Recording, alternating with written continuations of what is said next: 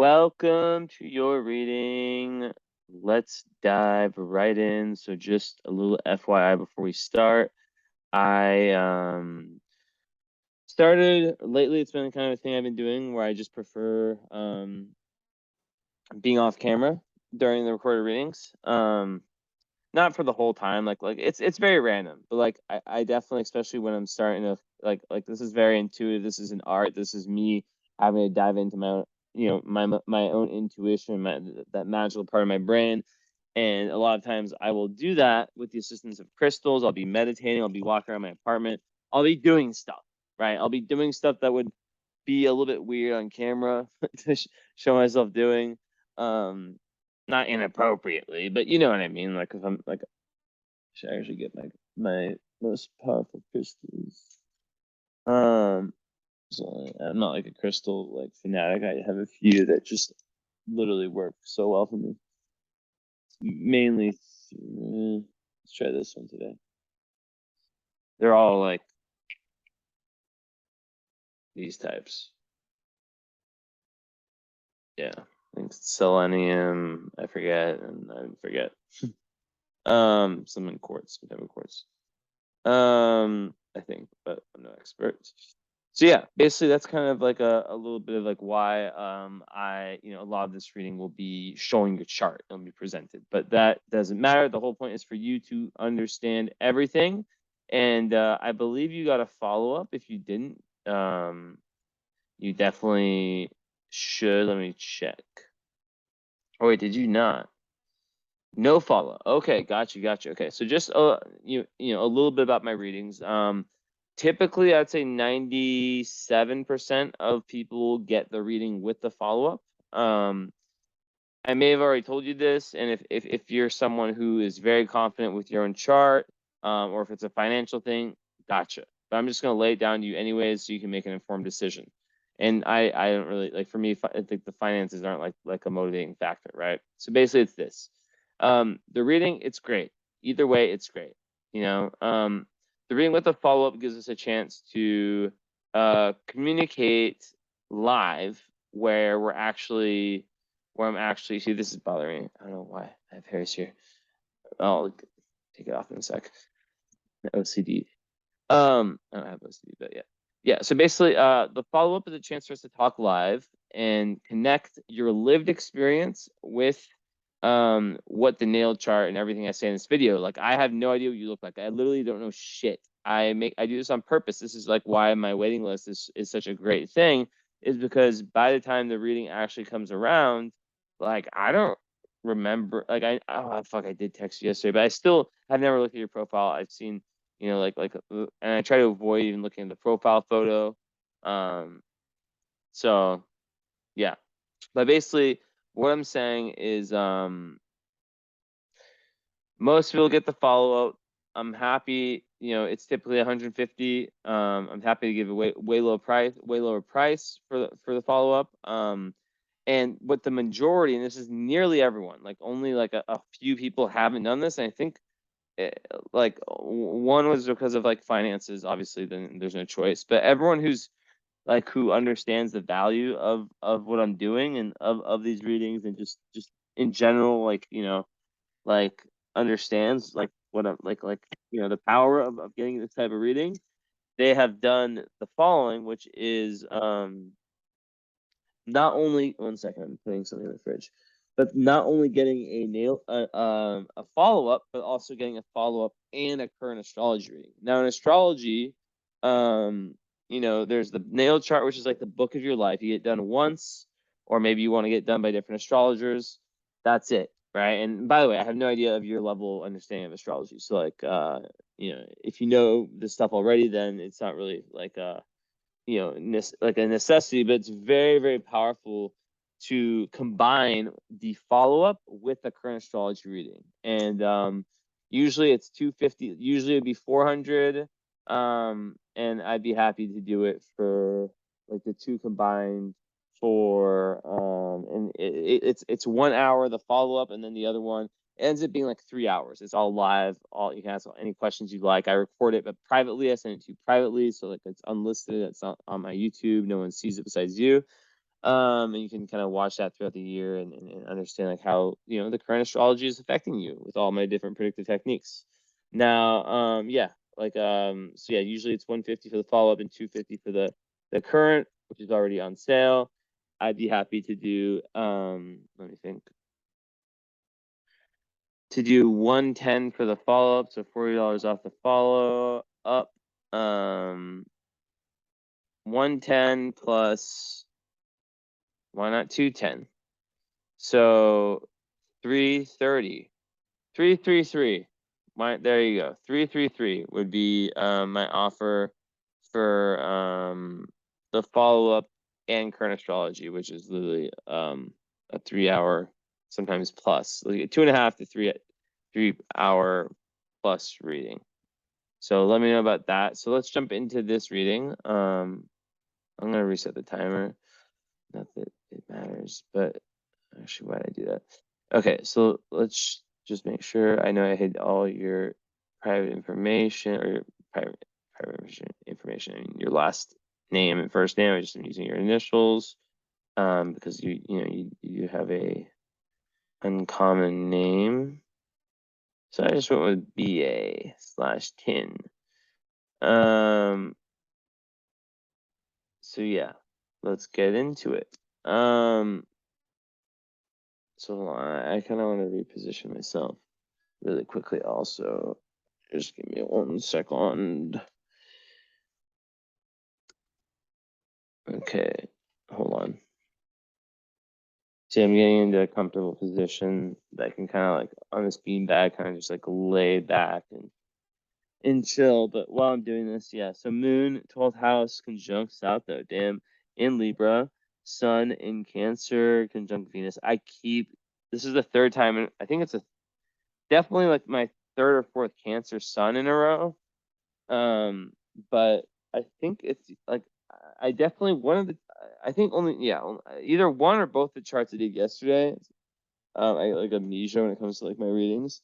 Like not even joking. Because I'm like channeling. Had like the same thing, like a Sun in Cancer with the Venus conjunct it. And this isn't like something that surprises me anymore. Like I'll literally get like 6 readings in a row that have like the exact same thing. Like not the exact same chart, but they'll have like different alignments. They're like very similar types of charts. Like I've been getting just been doing so many Cancer Sun charts lately. So it just like it's interesting how these always flow. Okay, comfy-ish. Getting a beanbag.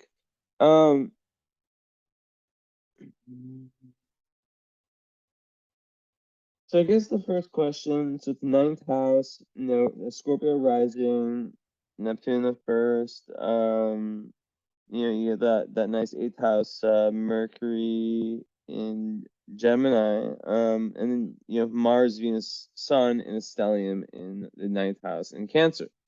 With some a lot going on in the 11th house, a lot of outers, Jupiter, Pluto, and Uranus, and then Moon being in the 12th house, of course, conjunct the South Node. So first of all, like first thing that's like super obvious to me is Moon conjunct South Node. Like you have like a very like especially in the 12th house, like a very intense, maybe heavy. Like there's something with the mother.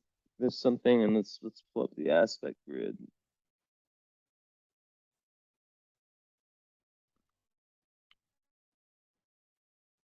Okay, so there's not really any big aspects to that, or the Sun.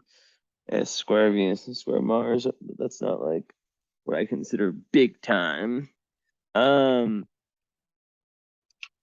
So yeah, like but off the bat, like a lot of times 12th house Moon, especially being Cancer Sun, and this post I made a post recently that was literally like made for you is like about like I think I even gave the example of like someone who has a Cancer Sun, but their moon's in like I think I said Aquarius, I may have said Libra, but 1 second.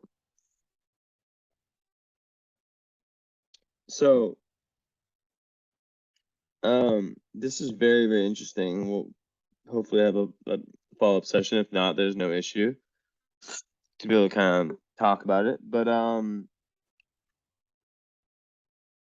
what happens a lot with, you know, Cancer suns with their moon, and it's very interesting actually.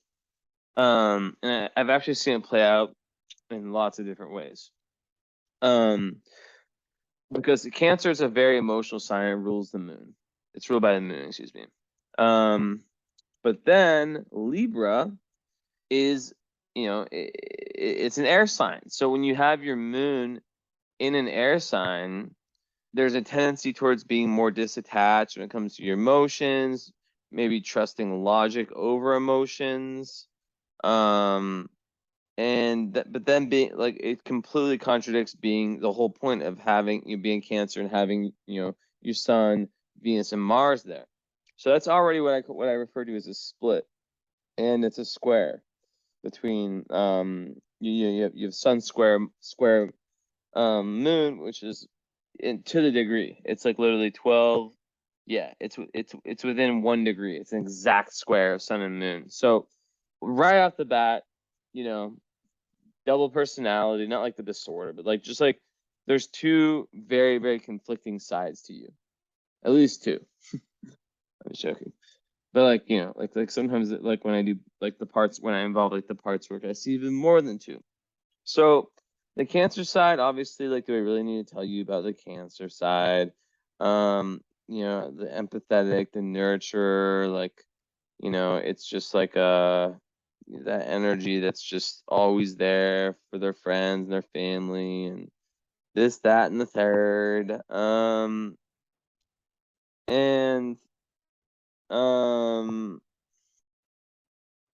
You know, Cancer is just like on their own. So you might be the kind of person that like reads like maybe back in the day before you or I don't know what your level of astrology is, but if you like read like the horoscopes, like the whole sun sign astrology, like every like you know, like you'd read the part that would be like Cancer, like you might not resonate with a lot of what it said, because, you know, having a moon in the isn't a water house, but still having a Libra moon will pull you away from it. Can kind of make it so like you can experience emotions a lot, like from like trust logic and ideas over emotions more. But then there'll be that balance where like, you know, anyone who's a Cancer is going to be emotional, like regardless, you know. So that's kind of curious to me, kind of how that plays out. But I would probably think that there would be like a part of you that is very emotional and like extremely emotional, maybe, and then a part of you that can be very detached. A part of you, you know, like the moon sign in Libra, that I always get this example, like it always comes up where I'm like I literally said it yesterday. I have to get like when I overuse examples, I just have to like find new ones because I just get bored of saying them. But, you know, it gets the job done. But like, okay, so like if let's say like the same, you know, it doesn't have to be traumatic. The same like difficult thing happens to someone with a Libra moon and someone with a Cancer moon, right? The person with the Libra moon might completely like and utterly not feel any of the impact of that until way, way later, while the person with a Cancer moon would probably like cry it out right away, you know? So there can definitely be like a separation with the emotions that can be kind of problematic, right? Sip on this 1 second.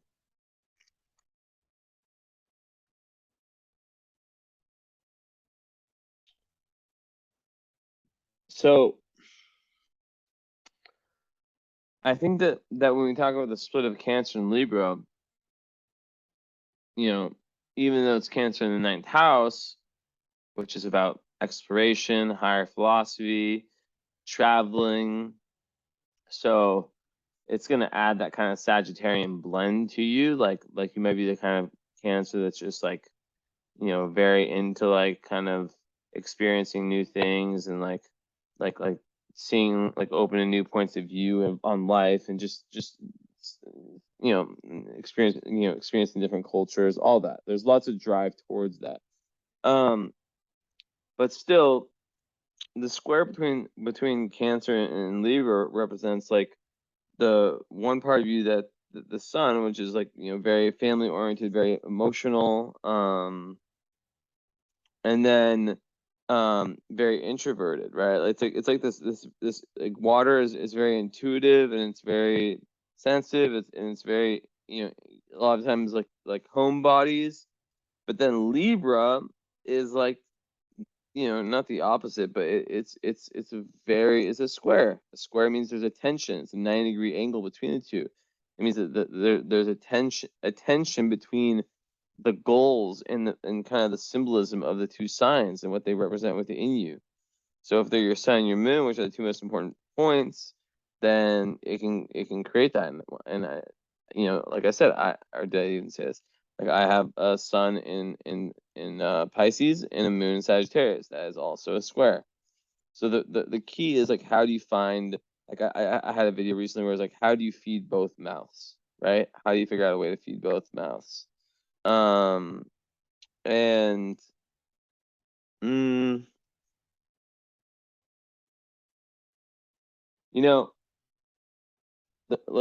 we really have to dive more into the house placements of each, right? But yeah, the Libra part, I haven't really talked about it as much, is a lot more social, right? Libra is such a social sign. There's a need. It's very relationship oriented. Like, not that Cancer isn't. Cancer loves, like the idea of family, the idea of togetherness, the idea of closeness. And Libra, it is an air sign. I would say, like it's a lot more drastic if, like, the sun's in Cancer and the moon's in Gemini, or the moon's in Aquarius, because then that's like Libra is at least, like, quite relational. So, like, relationships and finding harmony in those can be, like, a great way to kind of deal with the split. But definitely, like, a Cancer Libra, like, when I combine those two in my head, I'm like, okay, you gotta watch out for codependency. You gotta watch out for, making your relationships your be, what is it all be all, like, where they like, kind of like, you kind of determine your success in life based off of those. Which I was thinking to myself, I wonder if she has an unaspected Venus. And you do. Damn, I'm pretty good. Square the nodes. Ooh. I wish I need to start. Yeah, actually, I did say this one out loud. I always think things a lot, and then, like, I'll say, like, I was literally gonna say this, but I didn't say it. But that time I did say it. So yeah, that doubles down on what I just said, basically, about not watching out for, relationships and codependency, and like, where you kind of start to base your level of happiness on, am I in a relationship? How good is it going? And then, obviously, like, the other side of it is, like, if it's, if you're single, or if you're struggling in a relationship, like, just, like, the whole level of happiness based on that. That's, like, a big thing, right? So that, yeah, that's kind of an aspect of Venus, but also an aspect of Venus can kind of make everything kind of free reign as it comes to, like, creativity and art and self-expression, and not feeling held back in that way of life, which is pretty cool. And in Cancer, Cancer is a very creative and intuitive sign. Every water sign, Scorpio, Pisces, Cancer, they have a natural appreciation for the arts, and for, they're naturally empathetic. They get along, right? Water is the, is like the energy that is so understanding and so real. Even though, like, there's like lots of Cancers who Cancer's another weird sign. Like, Virgo also is, like, weird sign. Not weird in a bad way, just, like, in a way, and, like, it's, like, very hard to pin down. And one example of that is that, like, so many of, like, the world's richest men. I don't know if the list is complete. Like I'll just, like, search, like, a random billionaire, and they'll be, like, on that cusp of, like, Cancer and Leo, you know, like somewhere like either like Leo or Cancer. A lot of times it's Cancer. And I'm just like, wow, like there's so many, and sometimes they're just like a full-on Cancer, you know, and it's because like it's the opposite sign of Capricorn, right? So you know, they're very much about, they can be very traditional and very, very like kind of like use their like emotional intelligence in business. So that is obviously something that can be an asset. Back to what I was kind of hinting at or getting at, what I'm going to say before, is that there's a need to, like with the 12th house moon, you know, like to resolve things with the mother. Like that's usually what it is. It's usually the mother, whoever the least dominant parent was, right?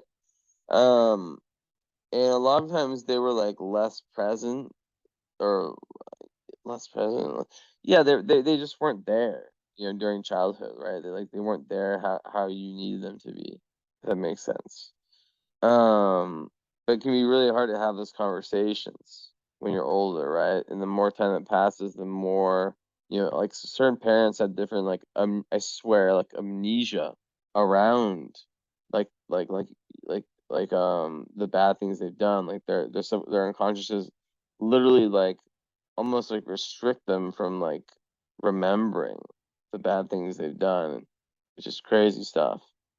Let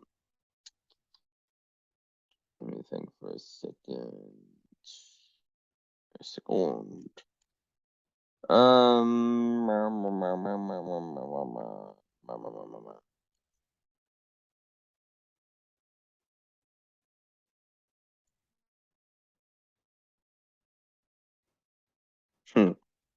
Okay.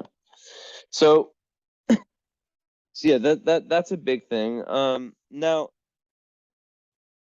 having the ascendant in Scorpio means that Mars which is in Cancer, which is actually, wow, that's a really, really, really, really, really amazing aspect. So your chart ruler, 8 degrees Cancer. Check this out. So this is the chart ruler. What does the chart ruler mean? It means that it's the planet. That planet gains kind of like, I just had this idea, like we talk about our big 3 a lot, but I think it should be like a big 4. Like if the chart ruler is like, you know, either like the sun, the moon, the Venus, Mars, or Mercury, maybe even Jupiter, middle planet. But like, so that makes Mars like extremely important for you, Mars in Cancer, and it's conjunct your sun, so it's really like, and wait, I need to check some information really quickly. Hold on. I always like to make sure of things. I'm like 99% sure I know the answer to this, but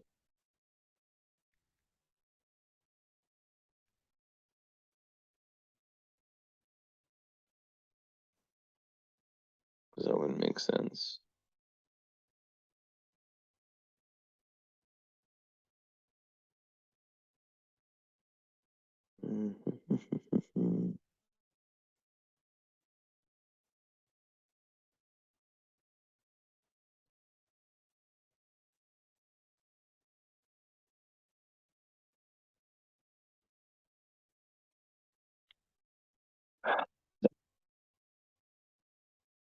Where are you?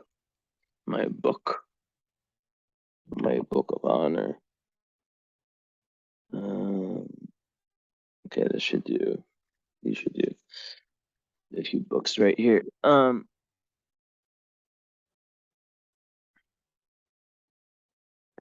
Let's see.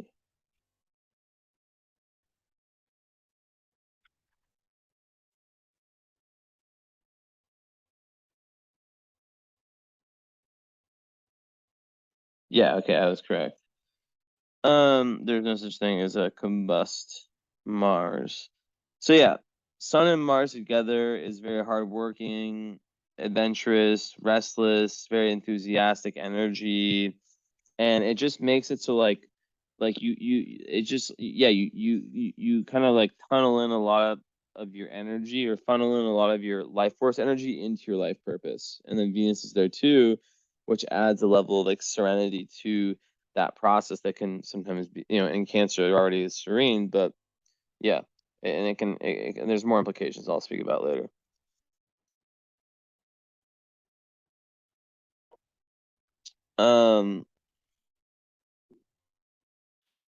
So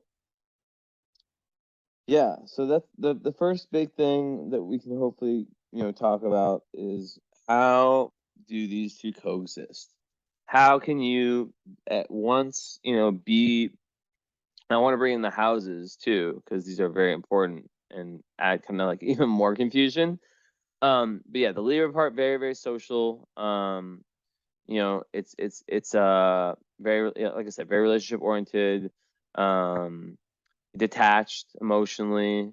So like, yeah, like I said, the example earlier, like you might not, the thing happens, the air moon, might not feel they can like not trust their emotions very much sometimes.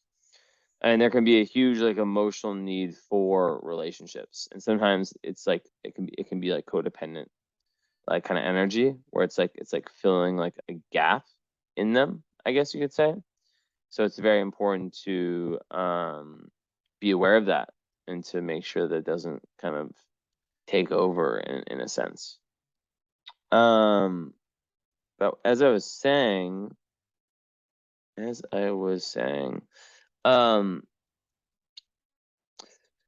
like, and also, well, yeah, what else with Libra Moon?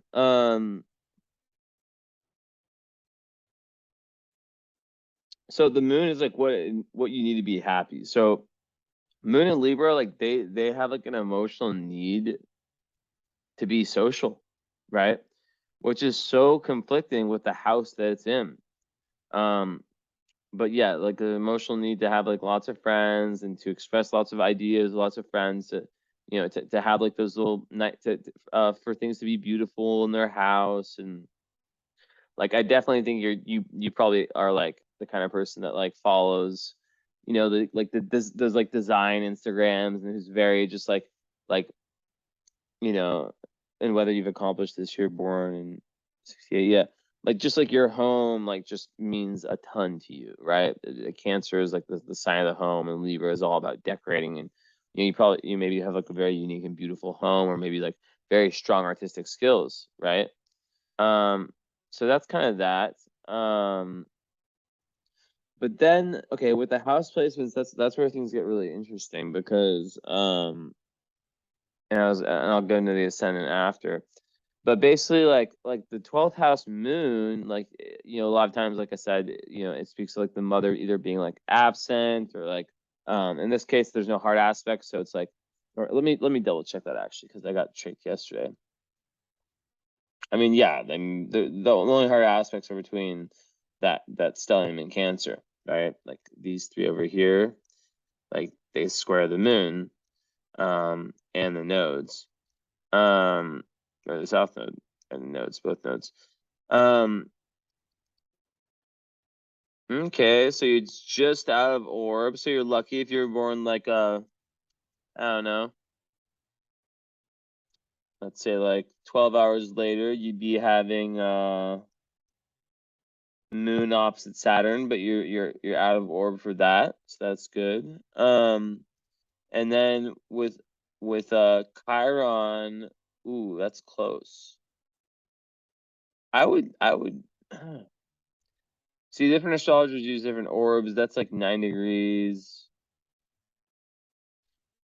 I'd say like just as kind of like it wouldn't be like that impactful, but overall like it would just speak to like early emotional pain. Um, you know, and having, and Chiron being in Aries, like early emotion, and this will make sense, like early, and I just posted about this, like early emotional pain related to like not being able to like really like be a kid. A lot of times people with Chiron Aries have that. So like there's like a lot of inner child work that's needed, and lots of like letting go, like death, rebirth, transformation, which is what your ascendant in Scorpio is all about.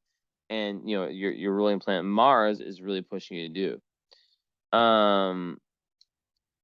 So that's that. So back to what the main thing I was saying. So like the fact that South Node is conjunct Moon literally means that you have like a lot of like when I see this, I my mind always goes to, and I'm gonna close my eyes and see like what I get intuitively, like a reversal of roles, like life to life, like your mother one life, she's mother the next, and this could be the father, but in most cases, like the moon is the mother. It's a more feminine, like parent, like the least dominant parent, kind of, right?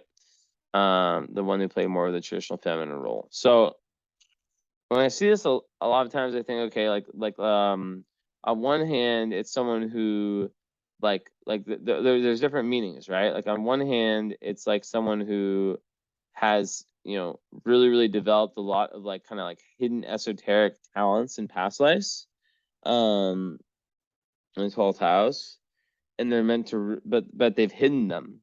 Maybe they were scared, and they also acquiesced a lot to like different partnerships, right? Which I still see as a tendency or a potential in this lifetime, where like your emotions, like it's almost like someone who has that like codependency is like where you don't choose your emotions, like you're only happy if the partnership is going well, what I explained earlier. And like taking a lot of like opinions and just like of your emotional fulfillment and everything from the partner. So what that does is that makes it so you're not able to individuate and to really become yourself. So there's like a big need to like have relationships that kind of like push you towards like being like away from like that conditioning, right? Like where you're not thinking for yourself, because that's big time importance for you. With the energy there of the 12th house moon, also, we're speaking of someone who has that tendency in past lives to give away a lot of their personal power, and who needs to learn strong boundaries and learning how to be kind of a badass and to show it to the world. And when it's conjunct the moon, it means that in 12th house that with the mother, which represents the moon on like a different level of astrology, there's definitely some karma there, right? There's definitely some maybe some back and forth of switching roles, like I said before. I'm mother this life, your mother the next life, and just kind of the cycle that keeps going. So breaking that's important. Now then with the sun and all those Cancer planets in the ninth, that's like, I don't care what sign it's in. If you have your like Sun, Mars, and Venus all together, all within a conjunction, they're all like even the within 7 degrees. Your life purpose is really like based on finding universal truth, right? A truth that you can kind of attach yourself to, and it's universal, that like like like there's this travel blogger, Baldwin Bankrupt is his name, and he's a Cancer. I obviously have never seen his chart, but I would imagine that it would look something similar to this, right? Because like Cancer is not necessarily the sign of the traveler, but if there's the ninth house shown, it definitely creates someone who's very curious, and like there can like life is like a constant education, like life is all is like you're constantly like going through education, kind of, right? Like and I don't mean education like formal education, I mean like in every way, like you're learning, you're always learning, you're always trying to like acquire new wisdom, and it creates like a very typically open-minded person. And now the 12th house is also the house of repressed energies. So when you have your moon there, you can be the kind of person that might hold back on, especially in Libra, hold back on expressing truth. Because with Libra, there's the thing with people pleasing where it's like not wanting to rock the boat, and a lot of times it comes at their expense. So that's like a huge purpose for you. The North Node, which is like the destiny point in Aries, conjunct Eris, you're meant to be volcanic. You're meant to upset some people in this life. You're not meant to acquiesce. And if you're in a relationship that kind of holds you back in that sense, that's not good. So you have to have relationships where you can express all sides of yourself, and that are very based on like like the Cancer archetype, like that tenderness, love, care, all that stuff. But then also that where there's a certain level of fairness, and where you don't feel like you're kind of making excuses for the person's like bad behavior, I guess you could say. 12th house moon is also super like intuitive, right? It creates like psychics, people who can have access to the other side when they're able to calm themselves, because you have earth, you have water, I'm looking for inner planets, air. So you like fire, you have air. You like fire though.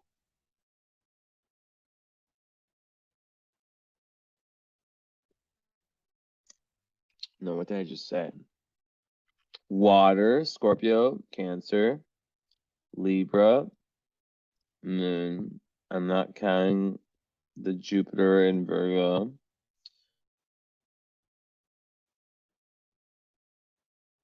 So it's already 5 of them. And then yeah, so you have air and water. Interesting combo. So if you think about air and water together, the water can really easily put out the air. Oh wait, what am I fucking talking about? I just thought of the wrong ones. Never mind that statement. But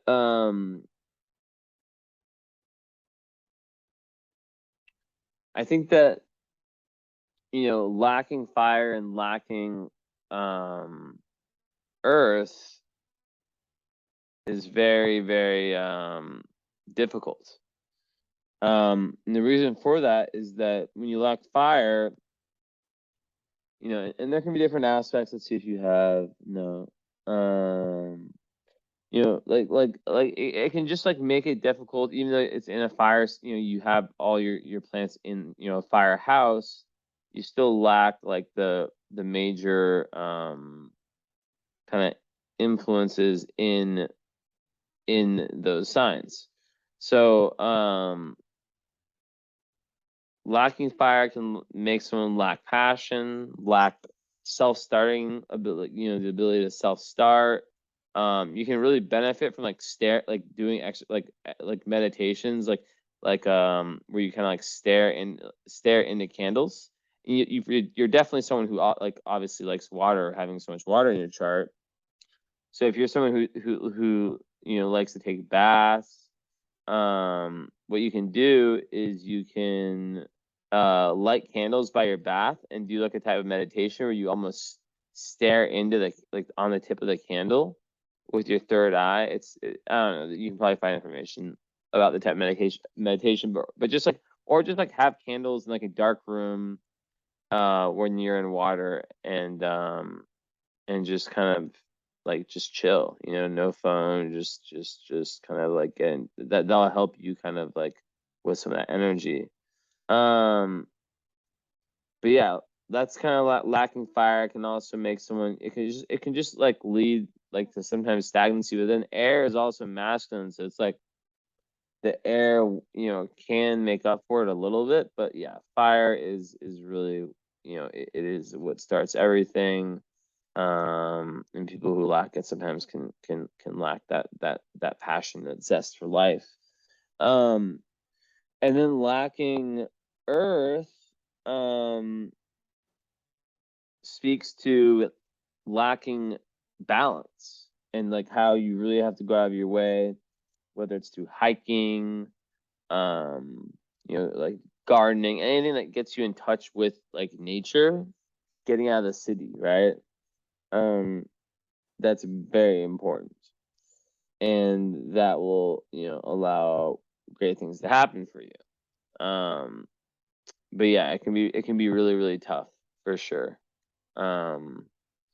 When when that's the case. And I also don't have any Earth, and what I've always found is that what works best for me is just like have like forcing myself kind of. And you have Saturn in the 6th house too, so that could be like in your north nodes in the 6th house, so like your karma is really like pushing you towards this direction, to just like, even if your routine isn't the ordinary one, to have some sort of routine, to have some sort of balance, like really like look at the things, like for example for me, like alcohol, like it just doesn't work for me, like yeah, I can drink sometimes, yeah, I enjoy the occasional night out, but at the same time, it just it just isn't good. Like it really affects me, even if I have like one beer, like I'll have trouble sleeping. Maybe not one, yeah, like a few beers, like I'll feel like shit instead of feeling good. So it's really about like going into yourself and like realizing what it is. Like for me, it's running. For you, it might be something else that really gives you that balance. Meditating, whatever it is, and that's people who lack Earth. They really need to like it's hard for them to kind of be the same person day after day. That's the thing I noticed about people who lack Earth. So they really have to kind of go above and beyond to make that happen.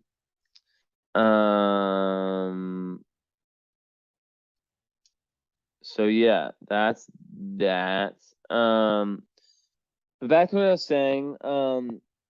She had tons of esoteric, like past life kind of gifts, but also like tough karma with the mom. That. So okay, so Mars, Scorpio rising creates like a mysterious energy. You have like a very magnanimous presence. When you walk in a room, people notice you. Usually very beautiful, mysterious eyes, and typically old souls. And 8 degrees, so that's the Scorpio degree. So that's like even more like of a touch of Scorpio on top of that, right? With the degree theory. So yeah, you're really going through like lots of like death, rebirth, and transformations throughout your life that are more external, because the ascendant is what's seen. And like you can really separate your life into like very dramatic different like phases that just like maybe don't even resemble each other like very much, right? Which can be like very trippy for people to think about, because like everyone has that to some extent, but like the like Scorpio 8th house person, like it's more, right?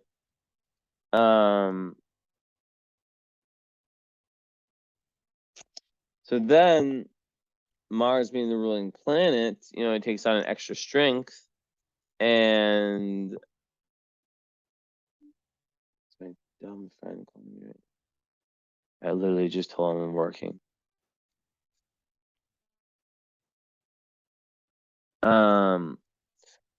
So yeah, in essence, like just got distracted. In essence, there's a big need to. I totally just lost my train of thought. Fucking call. I'm gonna turn my phone off or the volume off.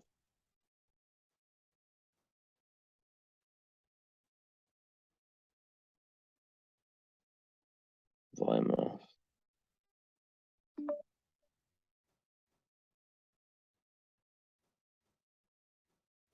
Actually, let's just put like vibrate. Okay.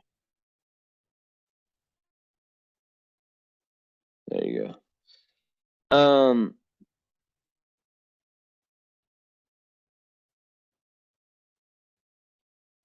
Let's see.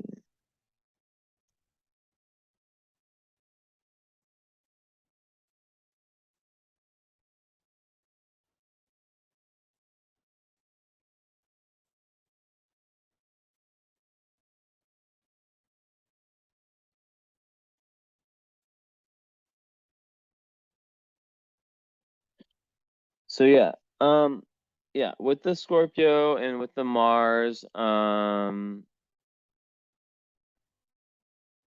it just makes it so like, usually,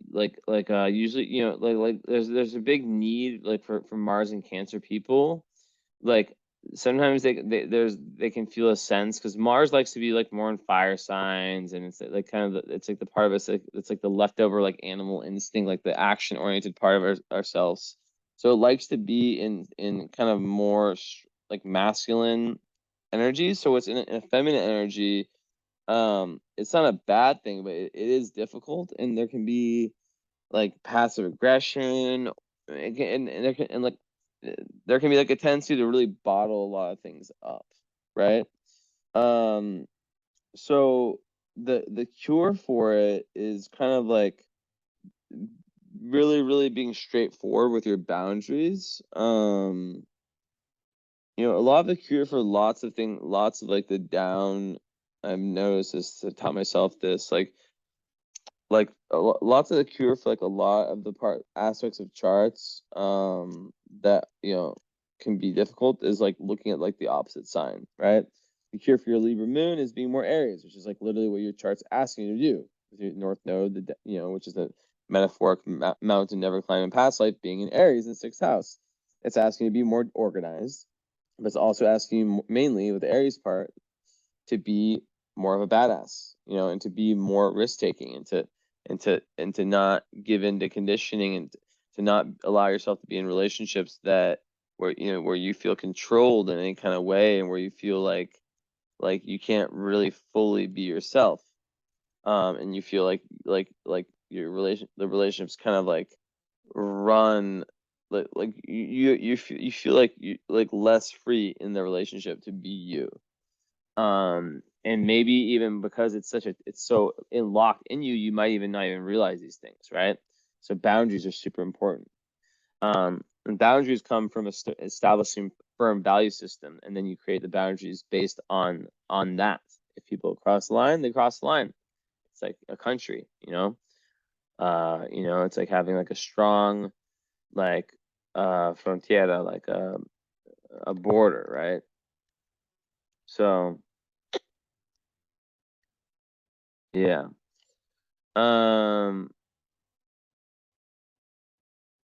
Emotional and spiritual border. Aside from that, Mars in the 9th house is just like gives like a big urge towards towards that truth seeking, towards that traveling physically or traveling metaphorically. Probably plays a huge role in your life. And yeah. And in terms of aspects, it's squaring Chiron. So Chiron is doing a T-square with Moon, Mars, and itself. Chiron that shoots out. Apex is in it's also I guess with the Sun, kind of, yeah. So yeah, the Chiron is basically saying like, so the fact that Chiron is opposing your moon and square your sun would speak to kind of like emotional pain with both parents. Maybe the mother one being more obvious, more confrontational, and the father one being more like internal. But like the thing with the father is that like there's not really like it's a very it's not a close square, meaning that's not like exact like the square between your sun and your moon, like most of the time when I see that, it speaks to like parents that are divorced. Like, so I'm not sure if that's a case for you, but that's a lot of time what it is.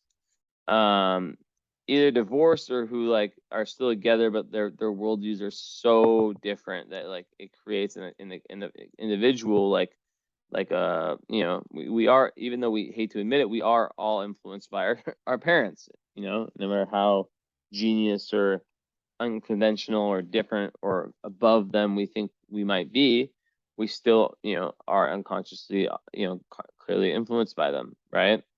Of course, yeah, lots of healing can be done to kind of move away like negative influences and stuff like that, but there still is that, right? So,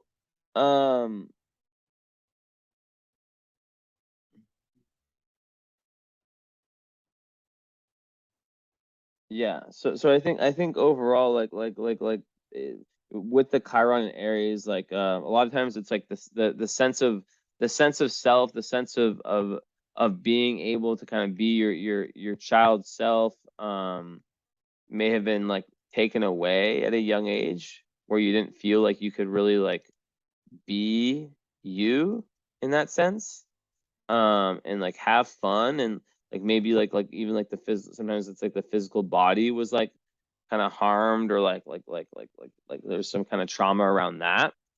And you know, with Mars squaring it, that would actually, you know, make sense if there was like some kind of like really difficult event that happened around that. I'm not saying like the R word. I'm just saying like something something like that wasn't that like, you know, maybe it could have even just been like abuse, um of any type, that just made it so like you felt like you had to kind of grow up too early. So maybe you had to parent your own parents in a certain type of way. But like with the sun, I see nothing but like nice aspects, right? Because it's in Cancer, it's conjunct Venus and Mars. It doesn't make, you know, besides the square to Chiron, it doesn't really do anything else besides square the moon. But yeah, as I was saying, the T square itself, right? So we have Mars slash the Sun, so the Cancer part, and the Aries part, and the Libra part. So like there's one, so that gets resolved through Capricorn.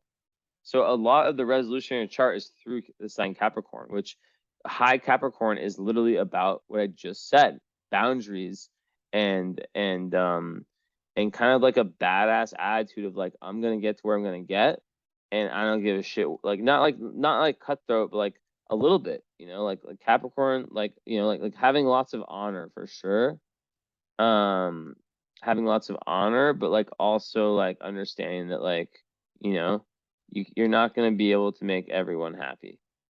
And once like, and a lot of Libra moons like just they just can't deal with that, right? They need to make everyone happy.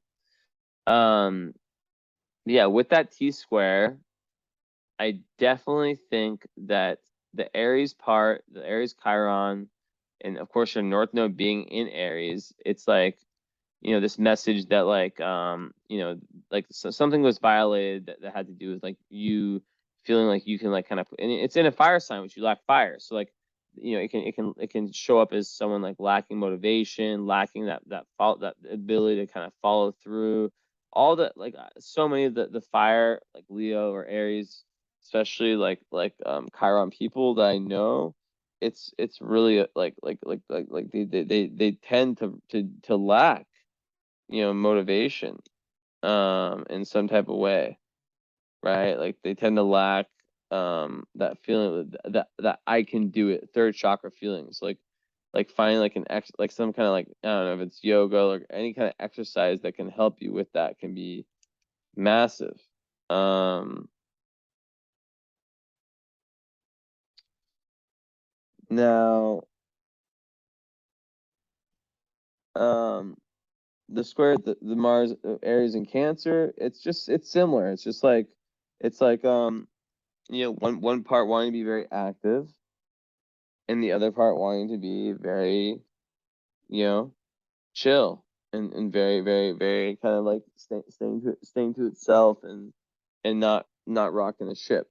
But you're meant to kind of rock the ship in this lifetime. And then the Libra part, we explained, you know, it's the part that doesn't want to rock the ship, but it's more social, more relationship oriented.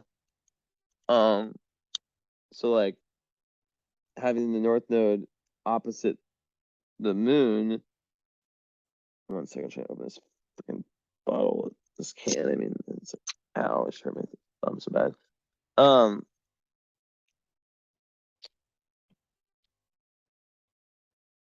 The Romanian sparkling water, untouched by anything in the world.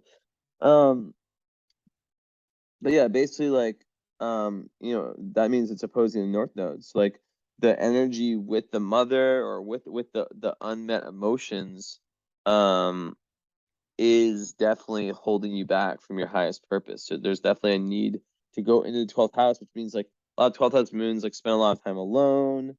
And there's a deep need to really, go deep within the self and find yourself from your own depths. And then when there, like gaining deeper awareness of everything, of who you are, like just like who you truly are, like really, and getting in connection with like the collective unconscious, the collective forces, all that stuff.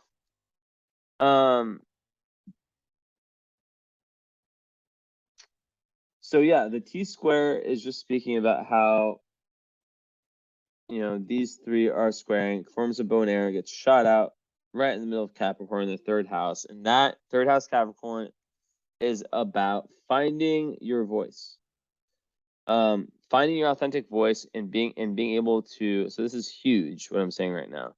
Finding your authentic voice, your true voice, and that voice of strength that creates boundaries and it tells people, look, this is what it is. This is what it is. Like, and being unwilling to kind of like slide on those. Like, I have like a policy where like I don't, unless it's like a crazy thing, like I don't issue refunds. I've never, I think I've been asked once, but and that was just because there's just a confusion. But then I ended up doing the reading the other day and he absolutely loved it and we have a follow-up. So, but yeah, like but that is an example, right, of like having that kind of boundary. So having those in all areas of your life requires a deep introspection and it requires a lot of self-respect and a lot of self-love. So it's important, but yeah, like 3rd house like is Gemini. So when it mixes with Capricorn, it's like, it's just about like finding different avenues of communication, right? So it could be spirituality, it could be writing, it could be anything, to where you're able to ground yourself and have a more grounded and more like understandable and firm form of communication, and that will heal so much stuff in your life. That will heal like the kind of like most difficult thing I've seen in your chart, which is that T square, because it's a big one. Also, I think like love, like karmically, like like I said before earlier, like there could be that overemphasis on love, the square with the nodes. But before I get into that, so in terms of love, right, there's Venus in Cancer, so you definitely be someone who loves that closeness, who loves that emotional closeness, that physical closeness in love. Like love language is very based on having people who can provide security, emotional and kind of financial, like just like physical.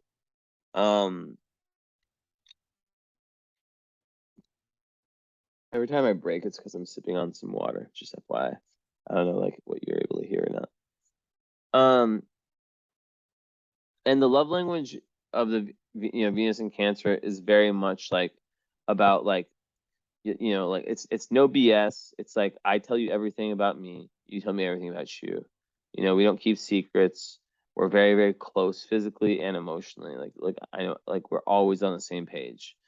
Now in the 9th house, there could be potential for like being attracted to someone from a different culture, like as a marriage mate, and where's Juno at? Libra, 12th house. Okay. So then that and yeah, you have Mars there too, so that kind of doubles down on that, right? Like I also have my Venus and Mars in the same sign, and until this girlfriend, like nearly every girl, actually I don't know, it's not true, but the majority of girlfriends I dated before I even got into astrology were all Aquarius, and I have my Mars and Venus and North Node in Aquarius. So the sign of Cancer can be very appealing to you, but it doesn't mean that you need to be with a Cancer, because like for example, my current girlfriend, she's not an Aquarius, she doesn't have an Aquarius planets, but she does have Uranus square her sun. So that kind of makes her kind of Aquarian. So like astrology is endless, and that's why like I really stay away from like saying this sign is good for you or that sign, because you just never know what aspect they might have. So it's always good to get a compatibility reading, to ask detailed questions when getting that reading, to fully understand if you're in a relationship or anything like that.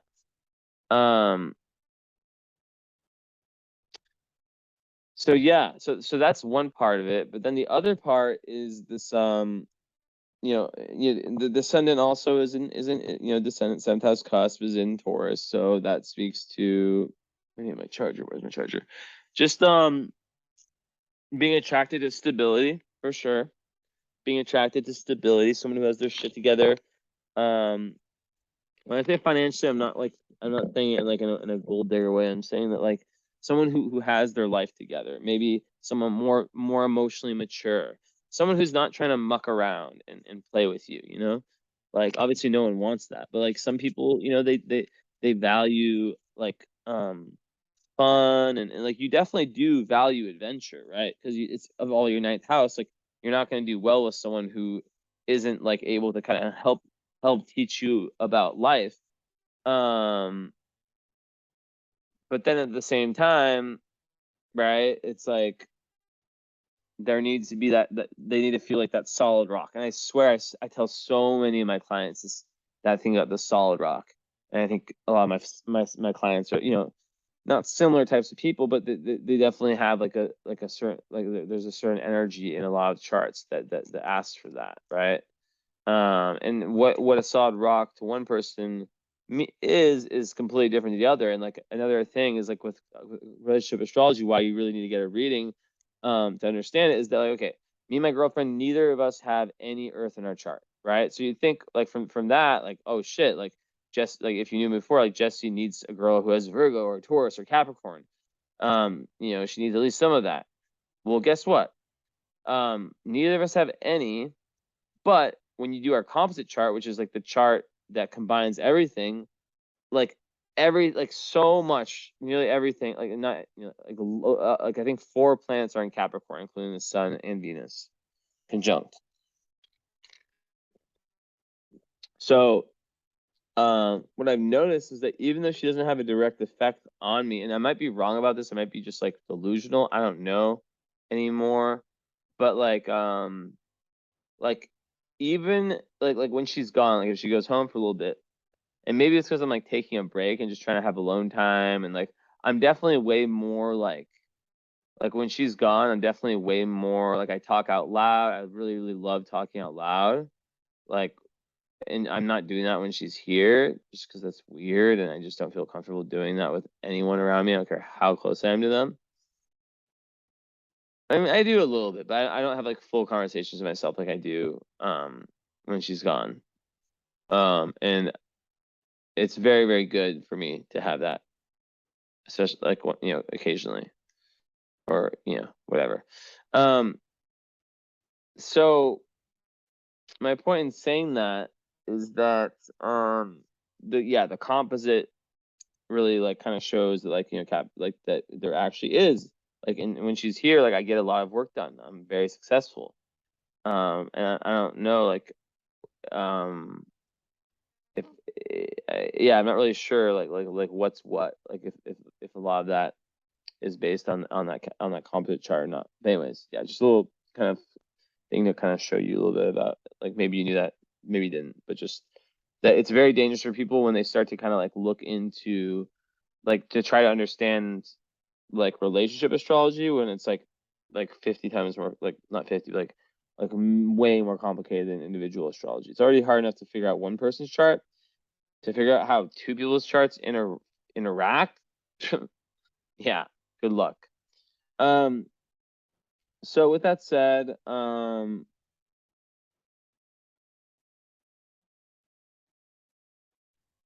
that's kind of one side of the love story. But then, also like your Mercury in the 8th house and Gemini, that's like the part of you that really likes to like speak about deep topics, like the esoteric, death, rebirth, transformation, anything related to that, to the occult, to the mafia, to the undiscovered world, whatever it is, right? You like to kind of talk about these kinds of things, but you're able to do it in a way that's very understandable that others might not be able to really do. That's a super talent. I love to see that, and I literally just had someone the other day that had that. I really like to see the 8th house Mercury in dignity and its strongest sign, which shows lots of intelligence. So that can also like sometimes like show like a hidden I don't want to say genius, but it could be, but someone whose intelligence is very hidden. 8th house hides things, or maybe someone who's kind of shy or something like that too. But you shouldn't be. And a lot of times that's also what will happen with that Chiron placement in Aries that we talked about. So then, okay, flipping it to the other side, and Venus unaspected, Mars, yeah.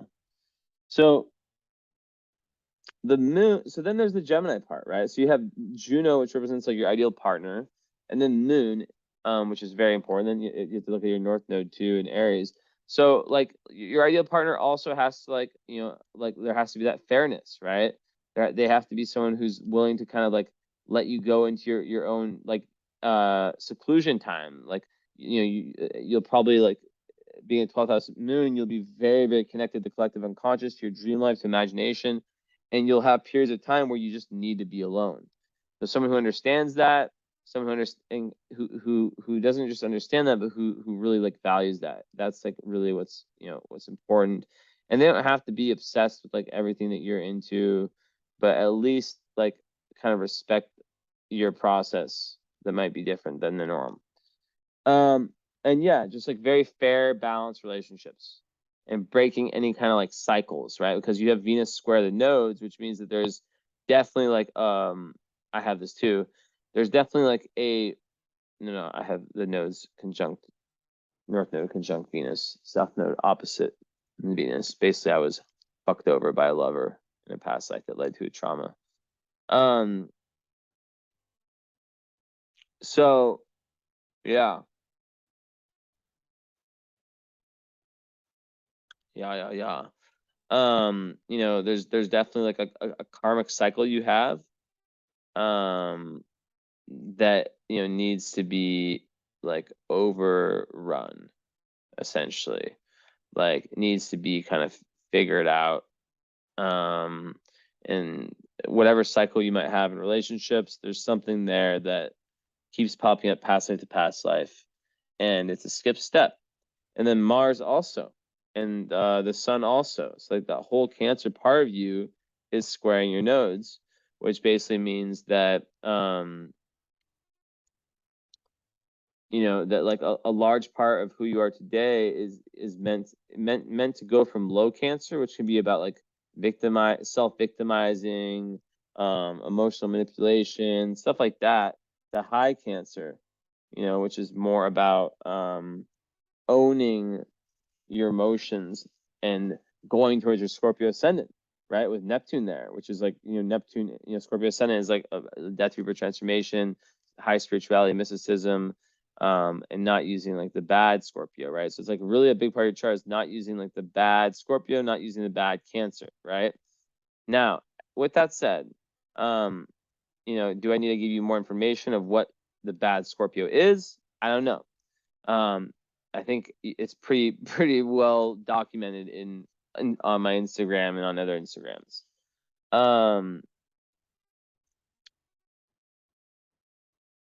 So Mars in classical astrology would be a chart ruler, but in traditional astrology, for some reason I always like to use Mars as the ruler of Scorpio. It's Pluto. I don't know why I just thought of this now. So like, I don't know, for some reason I just always feel connected to Mars, and yes, it's Aries, but I feel connected with Mars and Scorpio. I don't know. But like the ruling planet Mars, but also mainly Pluto. So I didn't make a mistake. I just like the traditional ruler is Mars, the modern ruler, and I guess I do modern astrology, is Pluto. So when Pluto rules your chart, your life is it's the 11th house. Your life, is about it's very, very important for you, like groups, friend groups, like associations, anything like where there's many people involved, and like also like large, lofty goals, like humanitarianism based ones, and just anything that's like you connecting like with the world is, and other people, I guess, like it's very big, and it's kind of speaking to how like there's trauma there from past lives, especially with Uranus, where you were conditioned.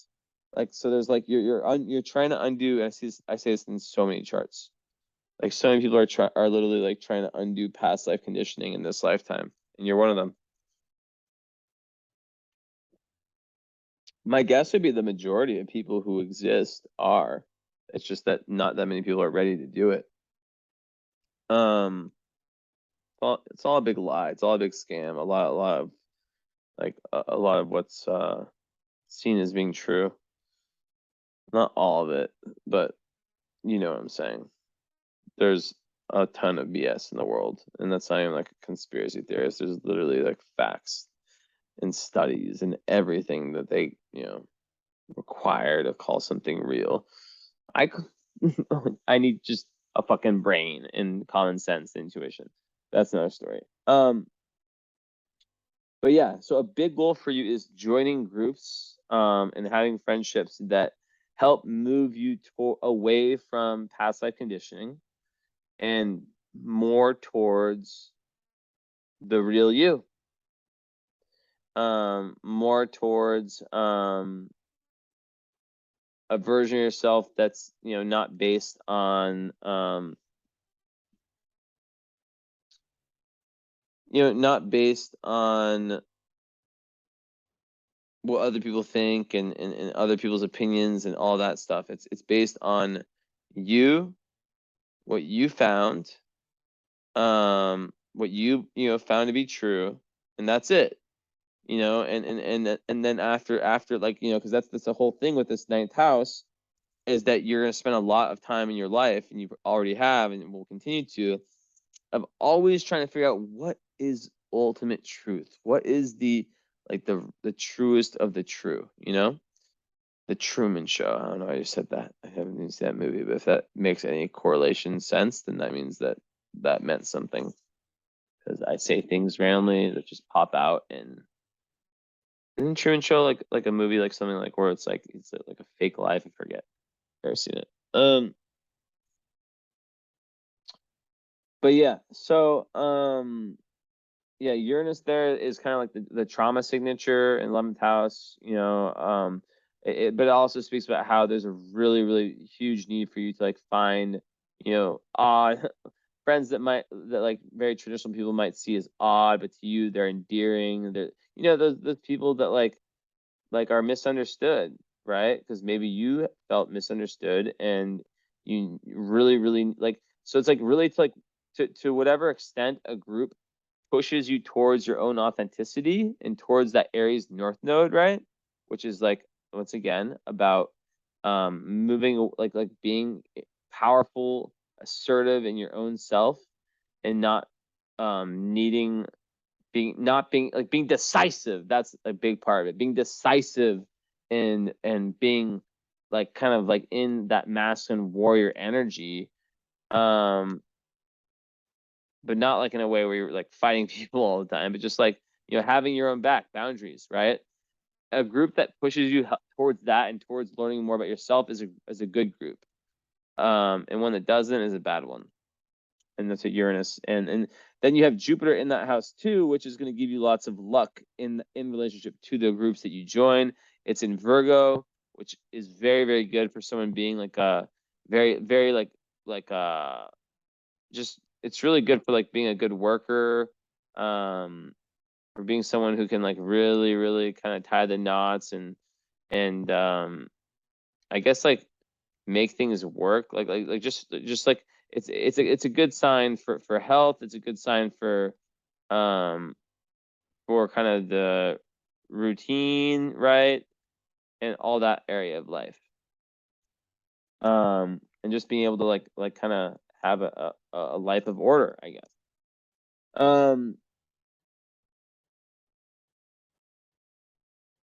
Moon square Mars, like, so like you don't have like that many major aspects. Like that one definitely can show up in ways where you might like especially when young and kind of just coming into your own energy and understanding yourself, like, you know, there can be like a feeling of being triggered and just like reacting right away, especially as like, you know, Cancer, which is sensitive as hell. And then, you know, 12th house moon, it means, you know, your emotions come from a very hidden place, a very unknown hidden place, right? So the fact that it's square Mars means that like, you know, someone says something or does something and you might react very like sharply and harshly. And then kind of being like a Libra moon, there might be like a large effort to kind of make up for that, right? Which can result in people pleasing and like, okay, you know, like I'll never do that again. And then I'll do this, that, and the third, like extra. But like that extra part isn't needed, right? It's actually bad. I don't know. I can't really think of an example, but like that I mean, I guess that was an example. I can't think of like a concrete one. So that's that.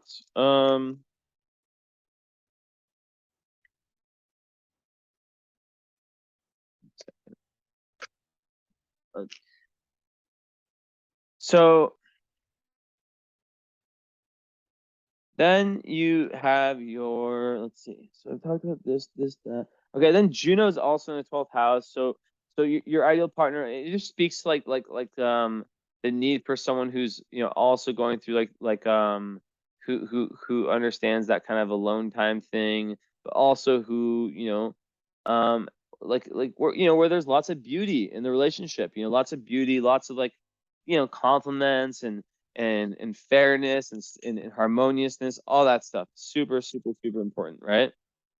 But then, you know, maybe someone spiritual, maybe someone who helps you kind of like and definitely someone very karmic. Definitely someone very karmic because like the nodes are involved. So yeah.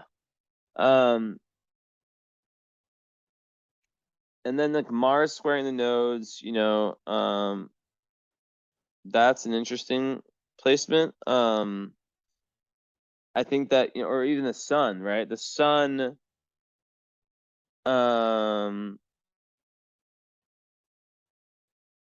second.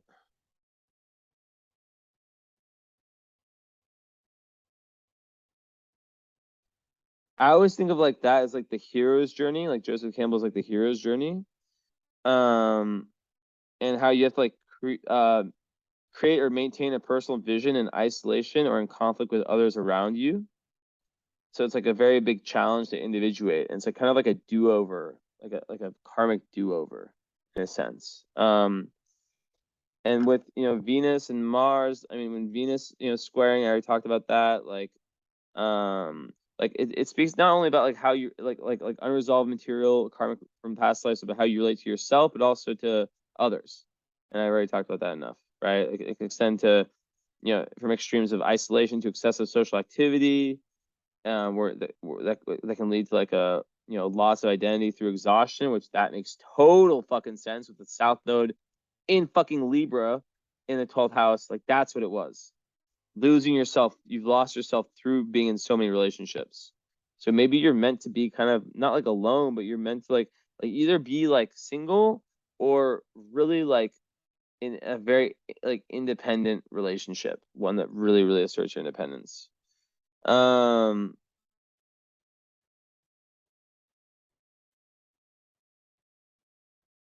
see. And yeah, with Mars, that's like kind of like unresolved material about like, you know, the instinctual will. There can be unresolved anger, unresolved sexual feelings. There could be like physical or sexual violence from past lives that's showing up in trauma in this life. And there can be like some hidden anger, which can show up as like the Mars, you know, in Mars in Cancer, right? It doesn't like being angry.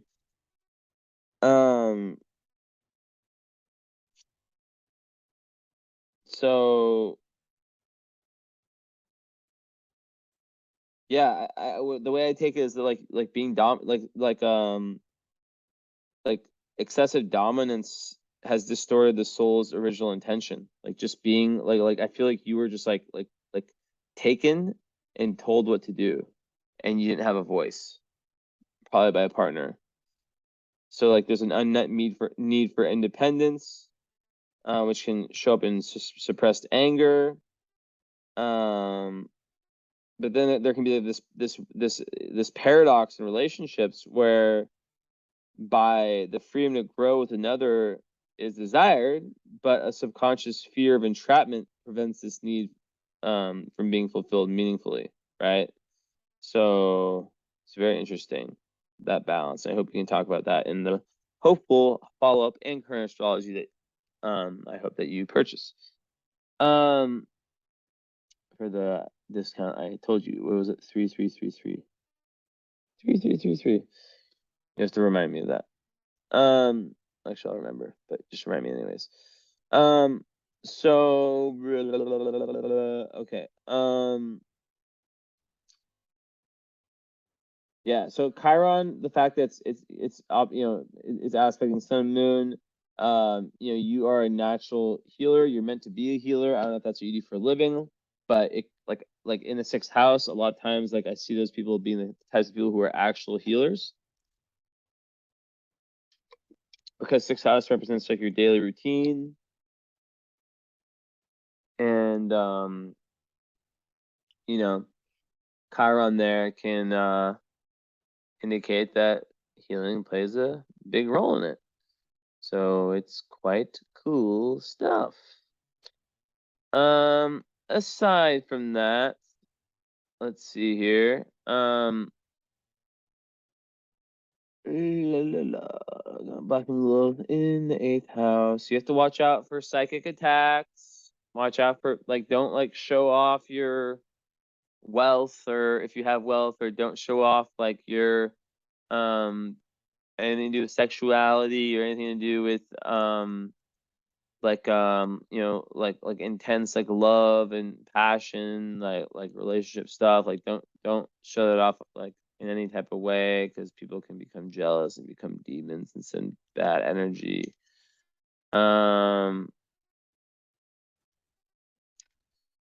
And in Gemini, so it's kind of like Black Moon Lilith. The best way to think about it is like it's like the kind of like part of you that comes out when you're at your worst. So in Gemini, it's like gossip, being too narrow-minded, like talking too much also, stuff like that. And yeah, so in the 8th house, yeah, like there can be like different fears around like issues around sexuality, and yeah, just a huge need to protect your own energy. What else can I say about Black Moon in Gemini? I mean, just like lying, you know, like you know, I always think of Black Moon. It's like, okay, what's the lowest energy of Gemini? Is being inconsistent and being two-faced, right? Everyone knows that. So, you know, Black Moon Lilith, if that represents like the lowest energy that you have when you're at your lowest vibe, and it's related to like the lowest energy of that sign, then I would think that like, you know, that's a potential that can exist within you. So you have to watch out for that. Watch out for saying things that aren't true, and you know, being truthful with what you know, how you with what you speak.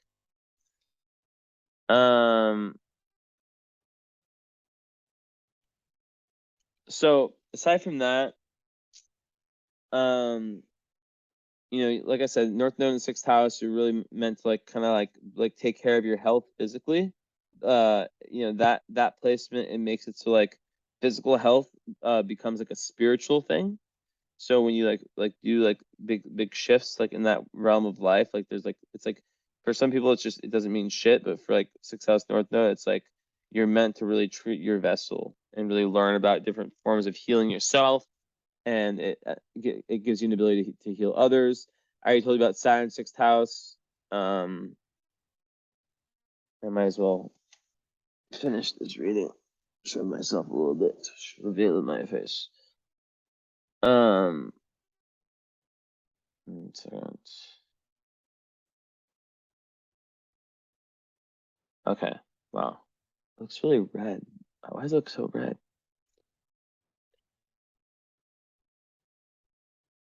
It's yellow. That's yellow too. Okay, weird. It looks kind of cool though. I love this angle. I wish I was always facing this angle. Whatever. Anyways, so let's check this out. So yeah, so like so yes, so very organization's very important for you. And health, and really following health. And you might be someone who like discovers like something new that can help other people, like, you know, like improving their own physical, mental, or spiritual health. Talk about this, talk about that. Vertex 8th house, you know, basically like, you know, you're someone who, like, your doorway to higher awareness is through deep and often intense experiences. A lot of times it's in like the area of love, sexual experiences, stuff like that, right? So that's kind of like a scorpionic, like it's through like very intense experiences that, you know, this happens in Gemini.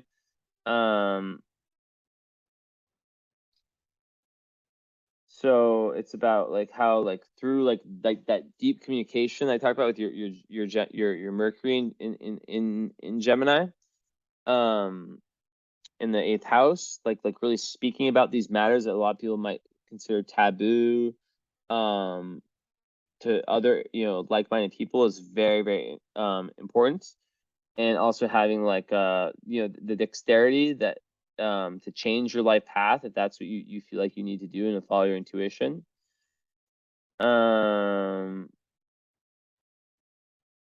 Also,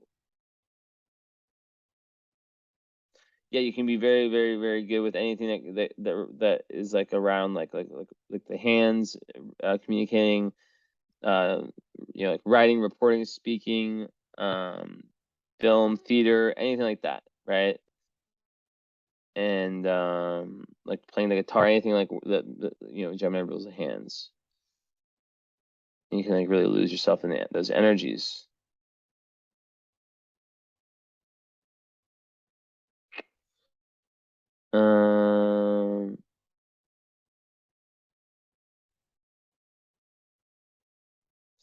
And yeah, like because it's in Gemini, like at times of like big change, like very important times for your life, people who have like Gemini in their chart will come to you and like will just like by fate and help you out a lot.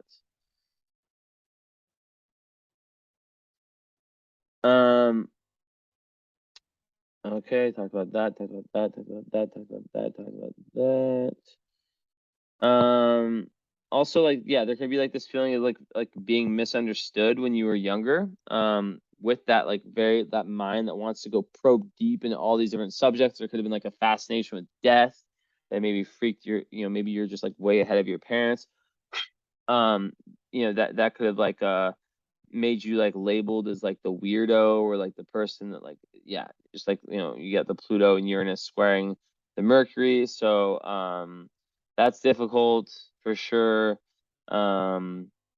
And it can kind of like create like it could like definitely like a tough, like probably like, yeah, very tough energy around the mind. And yeah, like that's a really tough, both of those are very tough. But yeah, the one with Uranus, it's kind of genius energy, but it's just like, it just offends, it can just like really offend more traditional people.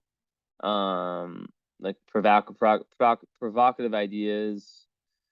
And it can also make one like very like changeable, like with their thoughts, like I don't know. And also trouble listening. They can just like be really, really fast moving with their brain and their thoughts. Over so like saying too much sometimes. So there's a big need to learn to listen and stuff. Also like a lot of people with this, like they change friends often. But they're very like drawn to like the occult subjects. And it gets them deeper to the truth. And there can be like a real tendency towards controversy. But a lot of times that's a good thing, isn't it? And like it can make someone like a prankster. Yeah, kind of prankster energy. Like someone who's always challenging other people's ideas, right? The very traditional ideas. You're like, I don't know about that, and you have your spiritual knowledge, and then yeah. So it ends up being like a superpower. And then Mercury Pluto, that just gives like someone a great amount of ability to just dive so deep into whatever they want to study. With a square, it's just a very complex and profound nature. Like the thinking and world in view of the world are in like there's like lots of very intense situations that kind of influence that. Like usually it's like a crisis in the family early on, which can lead to like strong opinions that can lead you to criticism from other people, right? And it can lead to like lots of like intense and mentally challenging interactions, like spoken interactions. And so this one, like it can make someone very defensive and use like different like forceful tactics to like defend their position, like in an argument. They typically will attract very strongly opinionated people to challenge their ideas. And they can go to any lengths to defend them. So it's very good. Like it's very, very good for intellect. But the thing is, like, the whole thing is like like learn your battles, learn that everyone has their own truth, and becoming more diplomatic, right, with your style of communication, which leads to less mental stress and less unneeded. Let's call it what it is, like unneeded like energy usage. And then also, yeah, like another thing about it is like that your ideas and the way you think will also go through lots of death, rebirths, and transformations and continue to evolve throughout your life. Midheaven in Leo, 21 degrees, ruled by the sun, ninth house. Like, you'll really want to like focus on something that has to do with nurturing other people, but it could be anything, like something that engages that like that mix of Cancer and ninth house. You'll want to feel very, very proud of what you do for a living. You want to be recognized in your field. And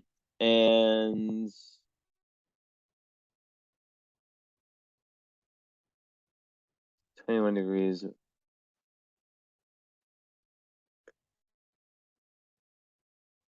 Yeah, watch out for like putting too much of your sense of self-importance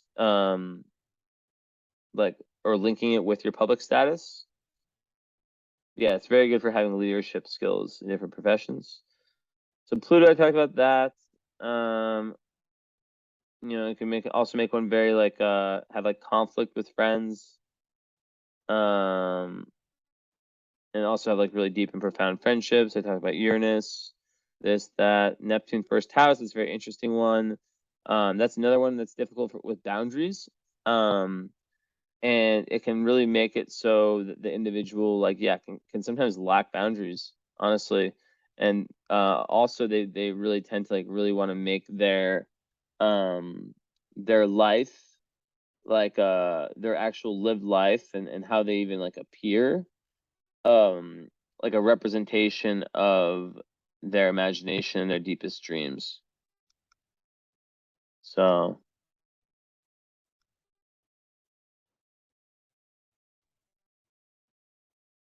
yeah. Okay, now let's see if there's any asteroids or fixed signs.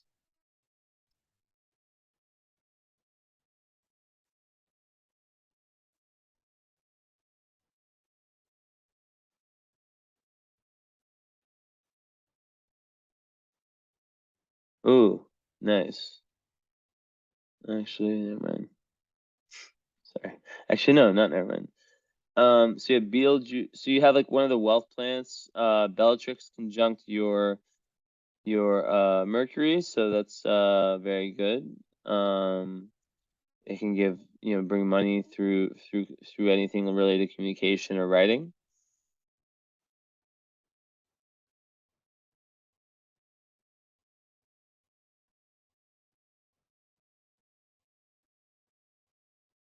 Midheaven, I don't see anything.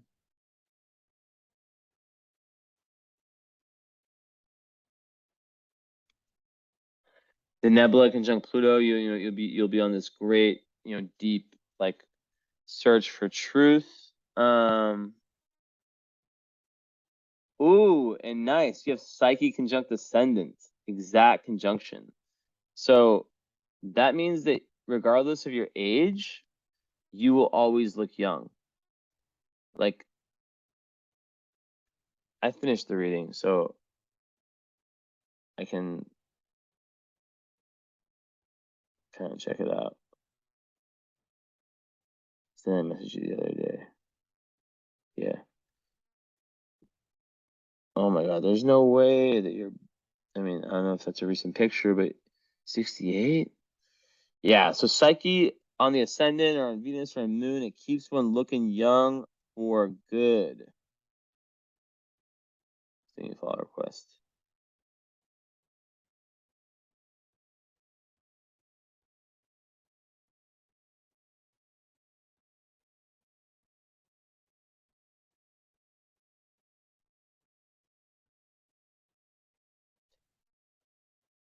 Okay.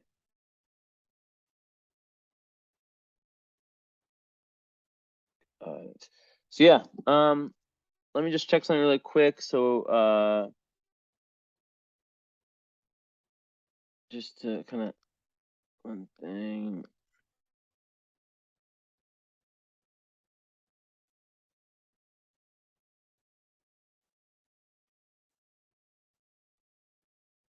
Yeah, so definitely very, very good for beauty.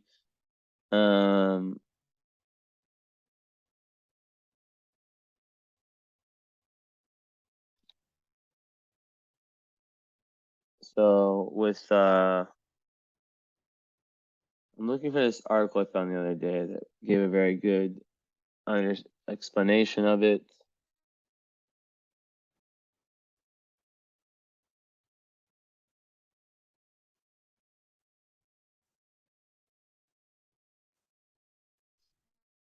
One second.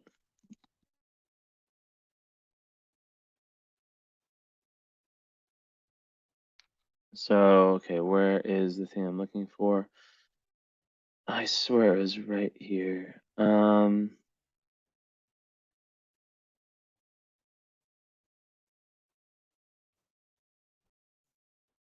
Nope.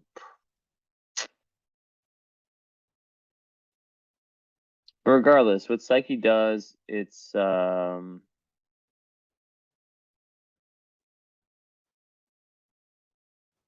it gives wisdom, also like esoteric teachings. Very good for lots of things. But I'm trying to find this fucking article.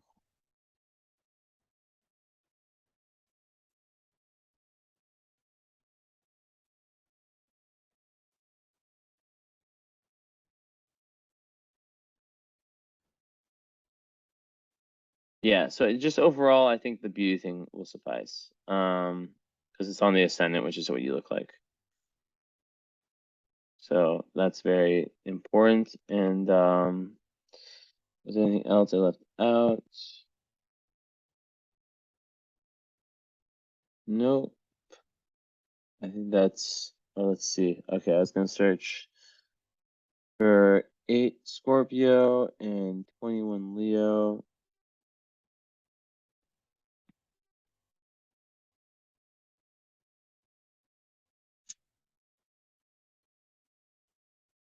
Okay, so you have these ones.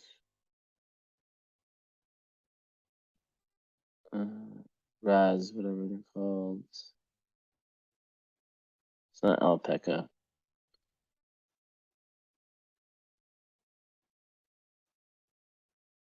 I already said you had Psyche. Alpaca's close by, but it's not close enough. It's mainly 21. Okay, so let's see if there's any information on this. No. Appreciation for the language and power of expression.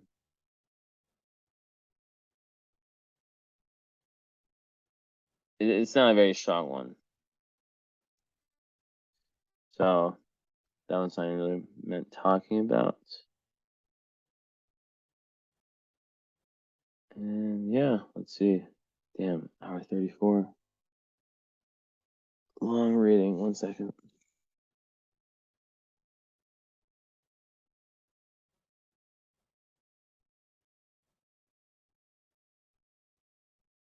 One sec.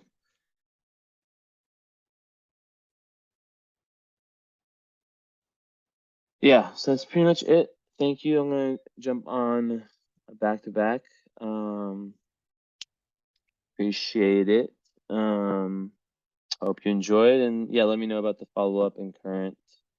Highly advised. Lots of stuff being covered, so hope you appreciate that. I went what this video is gonna be like probably like an hour 40, 100 minutes. Most astrologers will get to that 60-minute mark and just cut it, but I go all the way.